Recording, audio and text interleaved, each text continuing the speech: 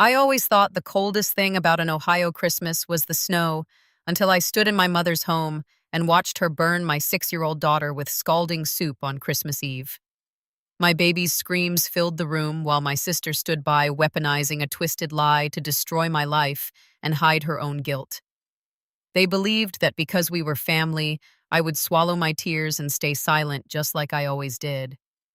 But as I held my sobbing child in my arms, a freezing, calculated darkness took over my soul, and I began drafting a plan for a revenge so cold it would systematically dismantle their entire existence. Before sharing my deepest pain and the biggest truth of my life, I want to know how far my voice is reaching. What city or country are you watching from? And what is the local time there right now? Let me know in the comments. Reading your replies makes me feel that I am not alone in this darkness, that you are all out there standing with me. My name is Elena.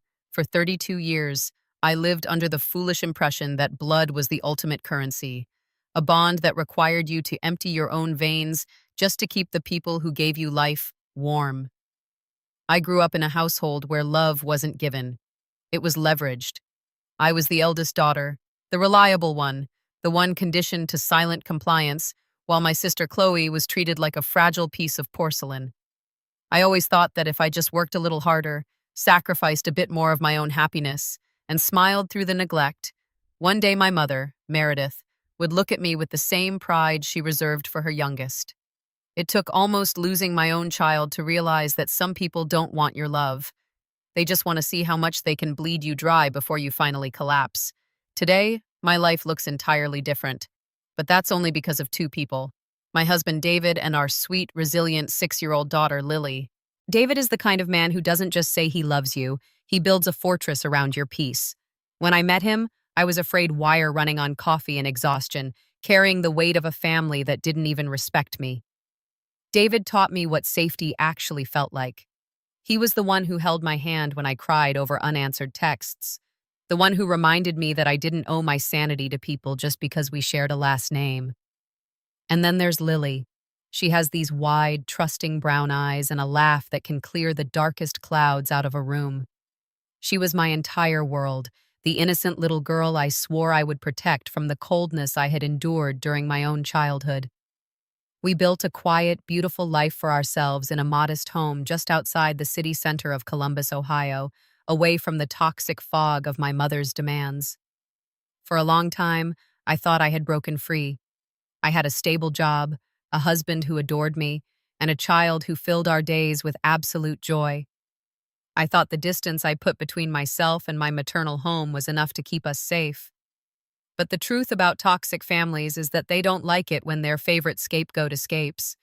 They watch from afar, waiting for the right moment to pull you back into their chaos, completely blind to the fact that you aren't the helpless little girl you used to be. Before I open up this deep wound and share my story with you, I want to ask you something. Which part of the world are you listening to me from? And what time is it on your clock right now? Please leave a comment below. It gives me a strange sense of comfort to know who is standing with me in my pain from different corners of the world. Before David and Lily came into my life, I wasn't a person. I was a financial utility. Long before my marriage, the moment I finished my basic education, my mother, Meredith, made it explicitly clear that my role in life was to support her and Chloe. I spent nearly 7 years working brutal back-to-back double shifts every single day. I would clock out of my daytime corporate job and immediately race across Columbus to work night shifts at an administrative center, barely sleeping 4 hours a night. My hard-earned paychecks instantly vanished into the black hole of my family's demands. I was paying off Meredith's maxed-out credit cards, thousands of dollars spent on designer bags, upscale dinners, and luxury salon visits she couldn't afford, while simultaneously footing the bill for my younger sister Chloe's private tuition, her elite dance classes, and an endless stream of retail therapy. Meredith and Chloe operated like a coordinated team of parasites. To Meredith, Chloe was the golden child, a brilliant extension of herself who deserved the world without ever lifting a finger. To them, I was just the engine that funded the illusion of their high-ass lifestyle. If I ever questioned a bill or hesitated to hand over my cash, Meredith would masterfully weaponize guilt. She would look at me with cold, disgusted eyes, and accused me of being an ungrateful daughter, claiming I wanted to ruin my little sister's future. So, I kept my head down, swallowed the bitterness, and kept working my double shifts until my hands ached. The only reason I didn't lose my mind during those suffocating years was my father, Arthur. He was a quiet, gentle soul, completely broken down by years of severe, debilitating rheumatoid arthritis. Because of his condition, he couldn't work, which stripped him of his voice in that house. Meredith treated him like an administrative burden, ignoring his medical needs while prioritizing Chloe's social calendar. But my dad saw me. He was the only one who ever looked at me with genuine gratitude.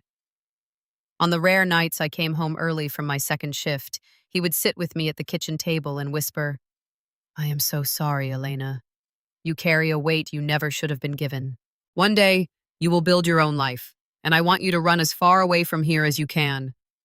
He was my anchor, the only person who made me feel like a human being rather than a paycheck. Eventually, I did meet David, and I finally chose my own happiness. I got married, moved out, and stopped letting them drain my bank account. The backlash was immense, but David protected me through it all. And soon, our beautiful daughter, Lily, was born. But my heart always ached for my dad, whose health took a sharp turn for the worse. Meredith and Chloe completely checked out from his care. I was the one who spent my weekends helping him, balancing my own new family with his needs. When Arthur finally closed his eyes for the last time, a piece of my heart died with him. His funeral was a sickening display of hypocrisy. Meredith and Chloe wept loudly for the cameras, putting on a grand show of grief for the neighbors, while I stood in the back, silently hollowed out by the loss of my only protector. But the real betrayal happened the very next week. The moment the funeral flowers withered, the phone calls ceased. Meredith didn't care to ask how I was coping. Chloe blocked me on social media. It became clear with brutal precision. Now that my father was gone and my wallet was permanently closed because I was focusing on my husband and daughter, I no longer existed to them. They discarded me like trash. For 3 long years, there was absolute dead silence. No birthday wishes for Lily, no holiday cards, nothing. I was dead to them. And honestly, I thought that was the safest place for me to be. The 3 years of absolute silence had acted like a protective shield around my marriage and my peace. But then, out of nowhere, in the second week of December, an elegant envelope arrived in our mailbox. It was a formal invitation to Meredith's annual Christmas Eve party. Inside, there was a handwritten note from my mother, Elena. "Life is too short to let old misunderstandings keep us apart. Your father wouldn't want us living like strangers. Bring David and my beautiful granddaughter. Let's be a family again." I stared at that paper for hours.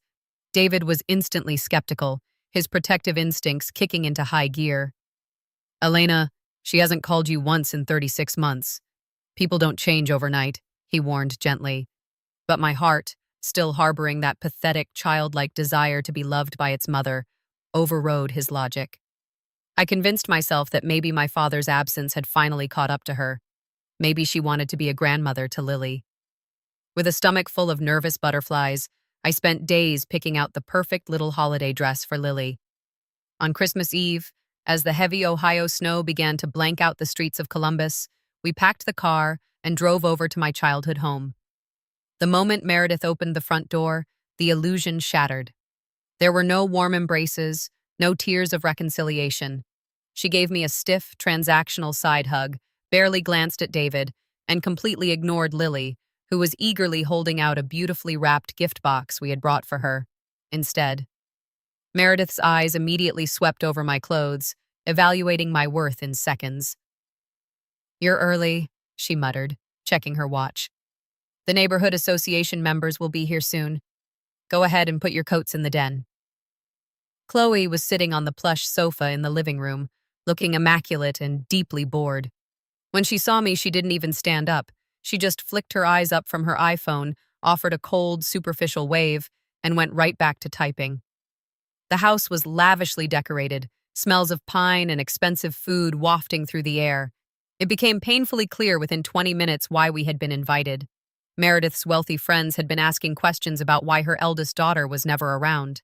We weren't invited to heal. We were invited to serve as living props for Meredith's social status.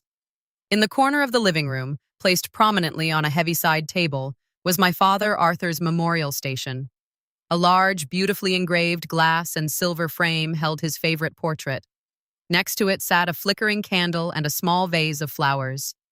Seeing his face brought a lump to my throat. I walked over, pulling Lily close to my side, whispering to her about how much her grandfather had loved her. Lily smiled, reaching out to gently touch the edge of the wooden table. "He looks nice, Mommy," she whispered. Suddenly, Chloe stood up from the couch, her eyes glued to her screen as she aggressively argued with someone via text message. She began pacing the room, her high heels clicking loudly against the hardwood floor. She was completely oblivious to her surroundings, typing with both thumbs, her face contorted in anger.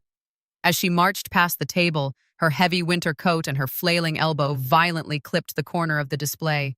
The heavy glass and silver frame didn't just slide, it flew off the table.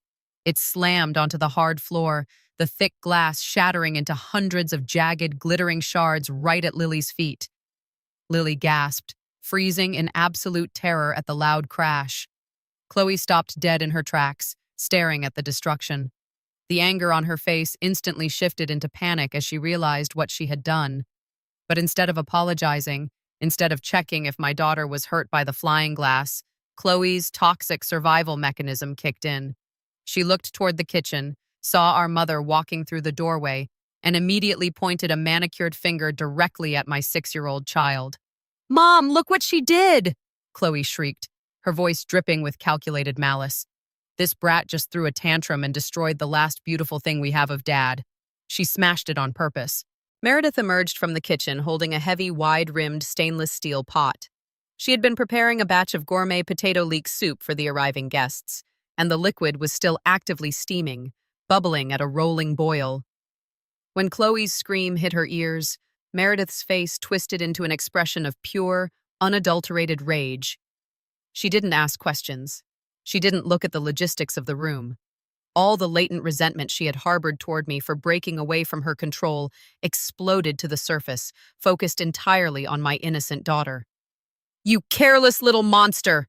Meredith roared, lunging forward with terrifying speed. Before David or I could even process the movement, Meredith reached the edge of the living room rug. Fueled by blind, hysterical fury, she hoisted the heavy stainless steel pot and deliberately upended the scalding, boiling liquid directly over Lily's head and neck. The thick, hot soup coated my baby's hair, her right shoulder, and the side of her delicate face. A second of horrified silence hung in the air, and then a sound tore out of Lily that will haunt me until the day I die. A high-pitched, agonizing, blistering scream of pure physical torture. That agonizing scream shattered something inside my soul forever. In a split second, the submissive, guilt-ridden daughter I used to be died, and a primal, protective mother took her place.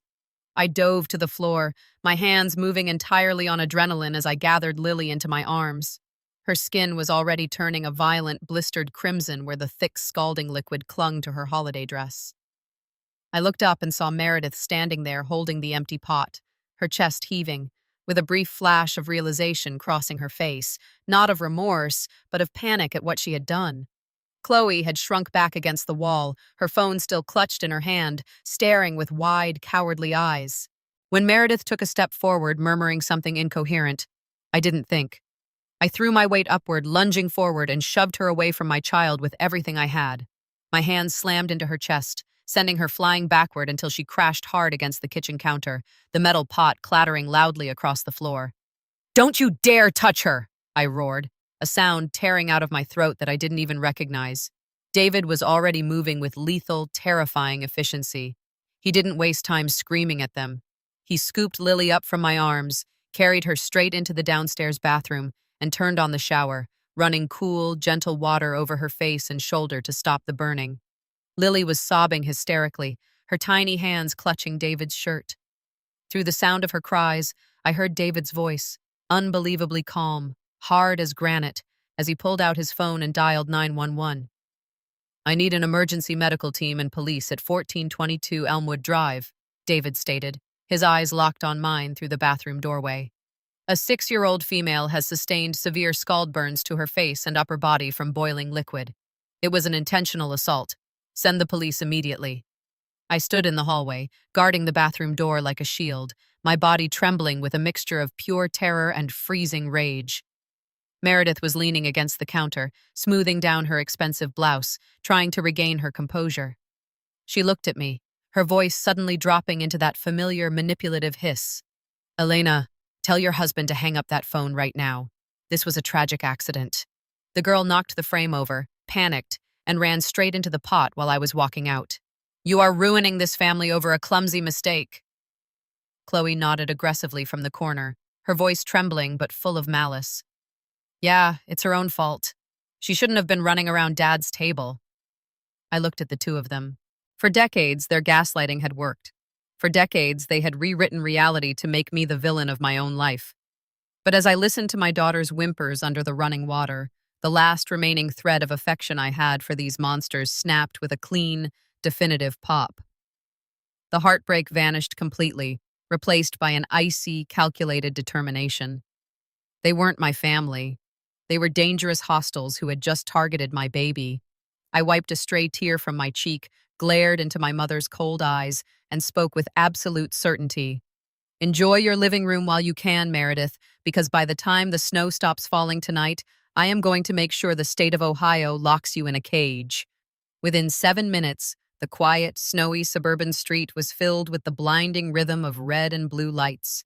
The sirens cut off right outside, and 3 Columbus police officers, followed closely by a pair of paramedics, burst through the front door. The paramedics immediately took over the bathroom, gently wrapping Lily in specialized burn sheets to stabilize her. My heart broke into a million pieces, seeing her tiny body wheeled out into the freezing Ohio night on a gurney, David staying right by her side in the back of the ambulance. I stayed behind. I had a war to win right here. Meredith immediately put on the performance of her life. She shrank her shoulders, let out a fragile sob, and looked at the responding officer with wide, innocent eyes. Officer, thank God you're here. She weighed, her voice trembling perfectly. It was a horrific accident. My granddaughter was running around. She smashed her late grandfather's picture frame, and when she panicked, she bolted backward right into the hot soup I was bringing out. I tried to catch it, but it just spilled. My eldest daughter has always been unstable, and she just attacked me. Chloe stood right behind her, nodding vigorously, wiping fake tears from her cheeks. I saw the whole thing, officer. It was just a terrible, clumsy accident. The officer turned to me, his notebook in hand. I took a deep breath, my voice steady, professional, and completely devoid of the emotion they expected me to spiral into. Officer, my name is Elena. My mother and sister are lying to you. This was not an accident. My sister Chloe knocked that frame over herself, blamed my daughter, and my mother deliberately poured that boiling liquid onto my 6-year-old child. And we don't need to debate this. I pointed directly to the prominent standard home security camera mounted clearly on the corner wall of the living room. It wasn't hidden. It was a completely normal, visible Nest camera that had been there for a couple of years to monitor the house. In their blind rage and chaotic rush to fabricate a lie, Meredith and Chloe had completely forgotten it was running. Officer, I said calmly, that security camera is fully active and cloud-connected. The entire incident was recorded under clear light. The lead officer nodded and walked over to the system hub, asking for immediate access to the footage. Right there in the living room, the police played back the video from the past 20 minutes. The truth exploded across the screen with undeniable clarity. The video showed Chloe completely distracted by her phone, her arms swinging back and violently shattering the frame. It captured her instant malicious lie. And most devastatingly, it showed Meredith marching out of the kitchen, locking her eyes onto my terrified daughter, and deliberately upending the steaming pot over her head. There was no accidental spill. It was a clear, aggressive act of violence. The color left Chloe's face and she stumbled backward. Meredith froze, staring at the screen in absolute horror as her own lies dissolved in front of the law. The lead officer didn't hesitate.